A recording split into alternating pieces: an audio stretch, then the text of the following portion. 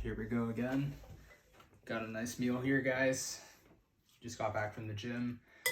This food's kind of hot, so I'm gonna let it cool and we'll have our typical chat. Actually, the meatballs I just microwaved, but the eggs I obviously cooked, so I should be able to eat the meatballs a little bit here and there as we're talking. So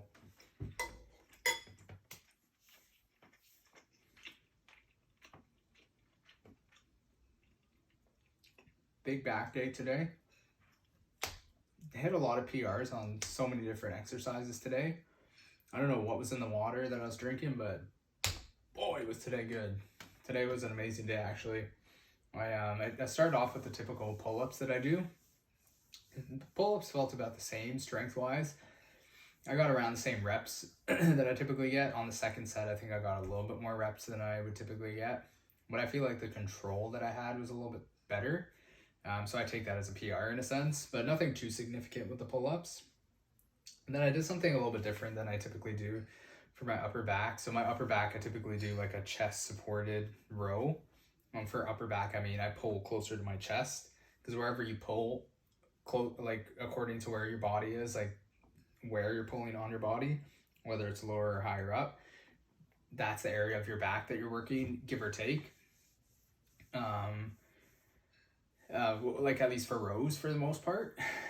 So I did an upper back row with the dumbbells. So I leaned over on a bench and I just put my hand on the bench, like I inclined the bench up and I just put my hand on there and I basically rode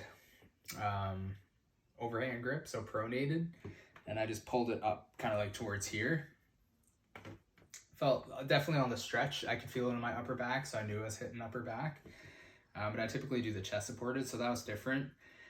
I almost like had a slight like puke in my mouth. Maybe I was bearing down too hard. Honestly, I didn't eat since like 11 o'clock and I worked out at like 4 o'clock. So it's definitely not that my stomach was too full. And I'm the type of person where I can't really have like any food in my stomach when I'm training. Otherwise, I feel like I'm going to puke, especially if it's like a high intensity workout. But I think I was just bearing down too hard. Maybe I just drank too much water. But anyways, I didn't puke. But it was kind of gross because I felt like I was going to. So for some reason, that exercise, the way you're hunched over, I think maybe I got to adjust my position or something like that. But I feel like I'm just squeezing too hard maybe, and that's why I'm feeling that pukey feeling. But anyways, I can't really say PR because I haven't done that exercise in a long time. But I didn't go heavy because, again, I didn't want to like puke. So straight after that, I did dumbbell bent over rows. And I started the same thing, leaning on the inclined bench. So I angled it up to like 30 degrees or not quite 45, but like 30-ish. Just whatever's comfortable for you guys to find your position. Because some people like to bend their back and be a little bit closer to parallel versus like more upright. So however you do your dumbbell rows, if you prefer to be a little more leaned over, you might want to, and depending on how you want your hand to be on the bench, you might want it a little bit higher up or a little bit lower down. Just whatever's comfortable is what you can pick. So yeah, I just picked something kind of like here, and I started doing dumbbell rows, but this time for like the lower kind of lat area. So pulling more towards like the waistline, belly button kind of area. And that, man, today, PRing like crazy. I go to a cheap gym, Fit for Less. Shout out to all the Fit for Lessers. In the area where it's not the exclusive Black Card member area, the dumbbells only go up to 75-pound dumbbells. And I wasn't really planning to PR on the dumbbell rows because, again, it felt like I was like, like a little pukey on the upper back rows. But again, I think it's just that change in position. I didn't really feel that way for the regular dumbbell rows.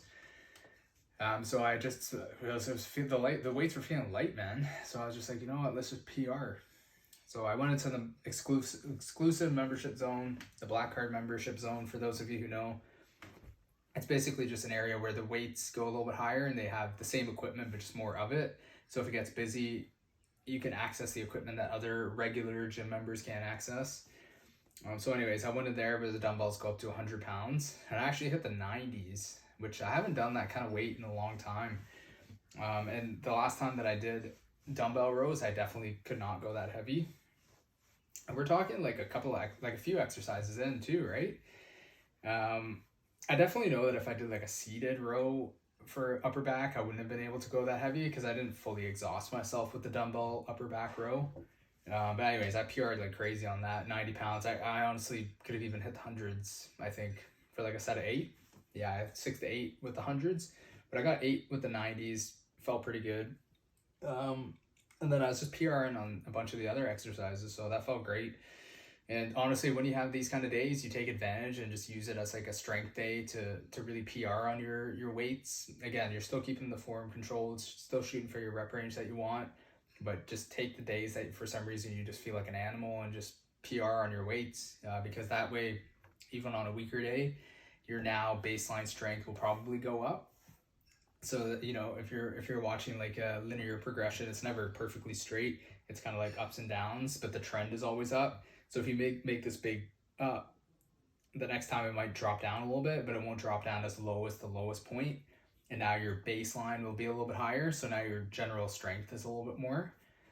So even on your bad days, you're still pushing like a decent amount of weight. And then the next time you have another good day, you're setting even more PRs.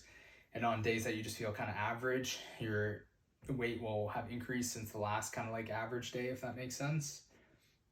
So yeah, not every day is going to be like that, but take advantage of them when you have those kind of workouts. Days that it's more of a pump day and more just kind of get in, stimulate yourself, go to failure, but you can't lift as heavy. Still good workouts, obviously, because your body's not, like, it depends on what you do during your day, depends on what your job is, depends on how much activity you did throughout the day. I just cracked my elbow there. Yeah, it depends on how much activity, like I said, you're doing throughout the day. You could be weaker or stronger. So as long as you're giving your best intensity that day and you're so-called like you're going to failure on your sets, whatever is the heaviest weight that you can use for your rep range for that day is going to be your best effort, and that's going to give you the gains and give you muscle growth. So it's not always the highest weight, but on those days where you have that higher strength, the regular weights won't make you hit failure within that rep range. That typically would.